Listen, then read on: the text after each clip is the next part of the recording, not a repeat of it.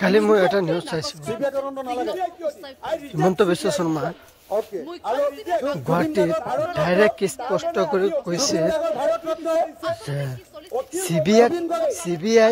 কিয় কেছটো দিব কি কৰিব CBI দিলে কি হ'ব এইটো কথা মই এতিয়া বুজিব পৰা নাই হিমন্ত বিশ্ব শৰ্মাক মোক CBI দিলে আপোনাৰ কি অসুবিধা আছে CBI SIT জুনত তদন্ত মোৰ লাগিব খালি এইটো ভিডিঅ' চাব হিমন্ত বিশ্ব শৰ্মা কৈছে এইটো ভাল কৰি এইটো ভিডিঅ'টো চাই ল'ব আৰু এটা ছিংগাপুৰত যেতিয়া ঘটনাটো হৈছে ছিংগাপুৰৰ ঘটনাটো শুনিব ভাল কৰি শুনিব ভিডিঅ'টো শ্বেয়াৰ কৰি দিব কিন্তু এইটো তদন্ত মোৰ সকলো ৰাইজৰ অসমৰ ৰাইজৰ মানে তদন্তটো মোৰ লাগিব তদন্তটো লাগিব এইটো মানে ভিডিঅ'টো অলপ শ্বেয়াৰ কৰি দিব ভাল লাগিলে মানে জবিন ক্ষেত্ৰত যিমান মানুহ আছে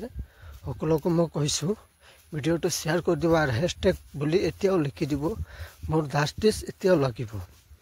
এইটো হোৱা নাই হিমন্ত বিশ্ব শৰ্মা এইটো চাইল কৰি আছে এইটোৱে কথা মই এইটো বহুত নিউজ চাইছোঁ সকলো মই জানো এইটো কাৰণে মই কৈছোঁ